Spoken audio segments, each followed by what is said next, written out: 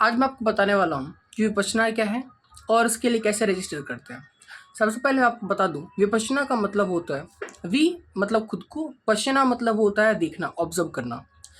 और विपश्यना करने का जो मुख्य लक्ष्य होता है वह ये होता है कि आप विकारों से कैसे मुक्ति हो सकते हैं, मुक्ति प्राप्त कर सकते हैं। यह भगवान बुद्ध ने ढूंढा था। उनसे पहले हमारे ऋषि मुनियों ने इसको खोजा था।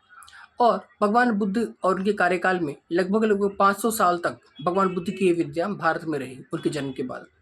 लेकिन भारत से यह विद्या लुप्त हो गई।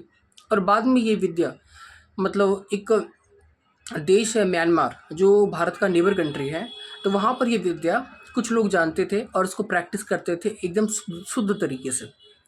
तो वहाँ के लोगों की मान्यता थी कि भगवान बुद्ध के जन्म के 2500 साल बाद भारत से कोई व्यक्ति इसको सीखेगा और भारत में फैलाएगा, फिर भारत से पूरे विश्व में फैलाया जाएगा। तो एक व्यक्ति हुए एस.एन. गोयनका जी। तो वो जो है, तो वो पहले उन्होंने 14 वर्ष सीखा, फिर वो भारत में आए किसी कार्यवश, और फिर भारत में आने के बाद पूरे विश्व में उन्होंने इस विपश्यना विद्या को फैलाया। ये 10 दिन का कोर्स अगर आपको रजिस्ट्रेशन करना है तो आप गूगल पर जा सकते हैं। ग्लोबल विपश्यना आप टाइप करेंगे तो आपको वेबसाइट आ जाएगा। पहली वेबसाइट पर जाइए और इजीली आप वहाँ पे हर एक तरीके को देख सकते हैं कि कैसे आप किस लोकेलिटी में रहते हैं। विपश्यना सेंटर हर जगह है। 10 दिन का कोर्स होता है। आपको 10 दिन वहाँ पर कंपल्सरी रहना ही रहना है। 10 दिन में क्या क्या होता है मैं आपको बता दूँ। तो 10 दिन आपको बोलना नहीं होता है, आपको मौन का पालन करना होता है, आपको चोरी नहीं करनी होती है, आपको किसी भी प्रकार से व्यभिचार नहीं करना है, आपको किसी भी तरीके से मतलब मौन को तोड़ना नहीं है, और किसी भी प्रकार की जीव हत्या आपको नहीं करनी है। 10 दिन रहने का, खाने का सब लोग वो प्रोवाइड कराते हैं एंड काफ़ी अच्छी फैसिलिटीज़ आपको देते हैं। दिन में 10.5 घंटे मेडिटेशन होता है और 1.5 घंटे का लेक्चर होता है। तो ये वहाँ का शेड्यूल रहता है। और इसका क्या क्या शेड्यूल है वो मैं आपको नेक्स्ट वीडियो में आपको बताने वाला हूँ कि वहाँ पे हर एक दिन क्या क्या करवाया जाता है। जो लोग विपश्यना सीखने के लिए उत्सुक है और जानना चाहते हैं क्या वाकई में ये कोई इफ़ेक्टिव विद्या है, तो मैं आपको बताना चाहूँगा मेडिटेशन करने के लिए जो कोई बेस्ट विद्या हो सकती है, जो भगवान बुद्ध ने स्वयं सिखाई थी, वो है विपश्यना। और वो एकदम शुद्ध रूप में अभी अवेलेबल है पूरे भारत के अंदर। आपको जो विपश्यना सिखाते हैं वो स्पीकर के थ्रू सिखाया जाता है। सामने आपके आचार्य सहायक होते हैं, वो आपको इंस्ट्रक्शंस नहीं देते। पूरे भारत में इंस्ट्रक्शन सिर्फ और सिर्फ जो एस.एन. गोयनका जी है, सत्यनारायण गोयनका जी, वही गुरु जी सबको इंस्ट्रक्शन देते हैं। उनकी आवाज़ ऑलरेडी रिकॉर्डेड होती है, वहीं से आपको इंस्ट्रक्शन दिए जाते हैं। वहाँ पे 3 चीज़ें आपको सिखाई जाती हैं: शील, समाधि, प्रज्ञा। और सब कुछ आपको अनुभव के स्तर पर सिखाया जाता है। जो भी मेडिटेशन सीखने के इच्छुक होते हैं, मन में आने वाले विचारों से और विकारों से मुक्त होना चाहते हैं, वो जाकर के विपश्यना सीख सकते हैं। विपश्यना से आपको बहुत लाभ होने वाला है। लेकिन कभी भी आप जाएँ तो आप ये डिसाइड कर लें आपको 10 दिन के लिए जाना ही जाना है।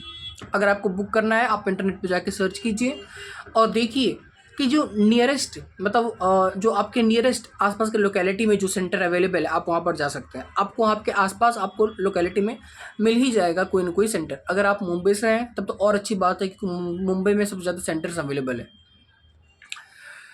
ओके, आपको हर जगह मिल जाएगा सेंटर। और आप क्या कर सकते हैं कि आप वहाँ पर जाएँ तो एक बात का ध्यान रखें कि वहाँ पर वैसे सब कुछ फ्री होता है, लेकिन एक लास्ट दिन आपको डोनेशन देना होता है।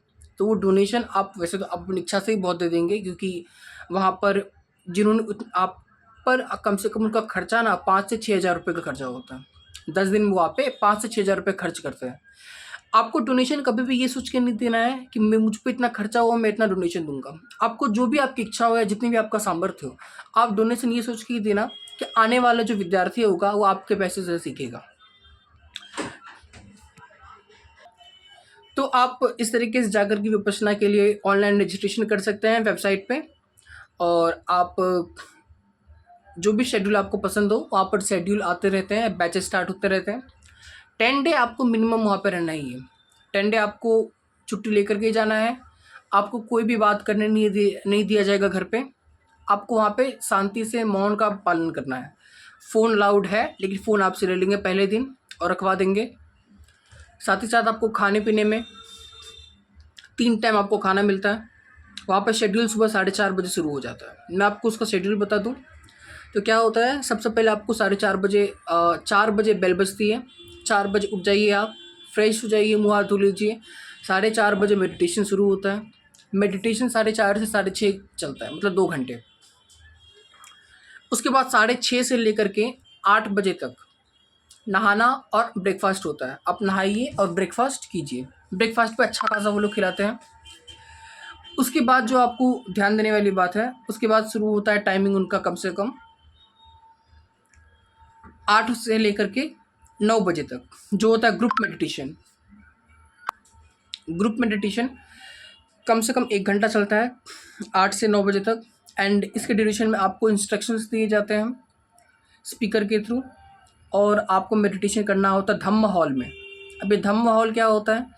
धम्म हॉल एक मेडिटेशन हॉल बनाया जाता है, मतलब एक मेडिटेशन हॉल होता है वहाँ पे, जहाँ पर आपको प्रॉपरली मतलब साउंड प्रूफिंग करके दी जाती है। आपको बाहर का आवाज़ नहीं आएगा। इनफैक्ट एसी लगा होता है ताकि आपको पंखे का भी आवाज़ ना आए, ताकि आप एसी की हवा खा करके चैन से मेडिटेशन कर सकें। फिर 9 बजे के बाद आपको 9 से 5 मिनट का ब्रेक मिल सकता है, मिल जाएगा आपको। फिर आपको 9 से 11 बजे तक मेडिटेशन करना है। और ये मेडिटेशन आप अगर नए साधक है तो अपने रूम में जाकर कर सकते हैं, पुराने साधक है तो आपको वहीं पे करना होगा, या इसमें भी चॉइस है, आप जा सकते हैं। फिर 9 से 11 हो गया। अब 11 से लेकर के 12:30 के बीच में लंच होता है, आप लंच खा लीजिए। और ऑलमोस्ट 1 बजे तक आपको आराम करने का समय रहता है। फिर 1 से 3 मेडिटेशन होता है। फिर 3 से 5 मेडिटेशन होता है। 3 से 5:30 मेडिटेशन होता है, आई थिंक। नहीं, 1 से 2 मेडिटेशन होता है। फिर गड़बड़ हो रही है। ऑलमोस्ट ये टाइम रहता है कि 1 बजे से लेकर के आपको ना 5:30 बजे के बीच में 3 सेशन में मेडिटेशन होता है। 1 घंटा, 2 घंटा, 1.5 घंटे से करके। और मेडिटेशन करने के बाद आपको शाम को 5:30 बजे नाश्ता दिया जाता है। नहीं, ये थोड़ा मिस्टेक हो गया। 1 बजे से लेकर के 2 बजे तक मेडिटेशन होता है। फिर 2 से लेकर के अराउंड 5 बजे तक मेडिटेशन होता है, क्योंकि मुझे गए ऑलमोस्ट 15-20 दिन हो गए, थोड़ा शेड्यूल मेरे दिमाग से जा रहा है, लेकिन इतना समय होता है कुछ, ठीक है। 5 बजे आपको नाश्ता दिया जाता है शाम का, नाश्ता हल्का फुल्का रहता है। फिर 5:30 से 6 बजे के बीच में आप आराम कर सकते हैं। फिर 6 से 7:30 तक 6 से 7 तक मेडिटेशन, ग्रुप मेडिटेशन फिर हॉल में होगा। फिर 7 से लेकर के 8:30 तक आपको गुरुजी का प्रवचन सुनाया जाता है। सो आपको जो भी डाउट रहता है वो क्लियर हो जाता है उसमें। और फिर 8:30 से लेकर के 9 बजे तक आधे घंटे मेडिटेशन, उसके बाद आप रूम में जा कर के सो सकते हैं। दोपहर का लंच काफ़ी अच्छा खासा बनाते हैं वो लोग। सुबह का नाश्ता बहुत ही पौष्टिक वाला रहता है। शाम का बहुत हल्का फुल्का रहता है, क्योंकि शाम का खाना अलाउड नहीं होता जनरली। बट फिर भी नए साधक है तो उनको दिया जाता है खाना। कुछ लोग अगर बीमार हैं तो वो रात में भी खा सकते हैं, बट आपको पहले बोलना होगा कि आप बीमार हैं, आपको ज़रूरत है खाने की। अगर आप मेडिटेशन करने के लिए जा रहे हैं तो आपको इस बात का ध्यान रखना है कि आपको अपना सारा सामान लेकर के जाना है। वो लोग वहाँ पर आपको सिंगल रूम भी मतलब अलॉट कर सकते हैं, डॉर्मेंट्री भी अलॉट कर सकते हैं, ठीक है। अगर आप उनको पहले जाकर बोलते हैं कि हम सिंगल रूम चाहिए तो आपको सिंगल रूम दे देंगे। अगर मान लो सिंगल रूम ख़त्म हो गए तो आपको डॉर्मेंट्री दे देंगे। ओके,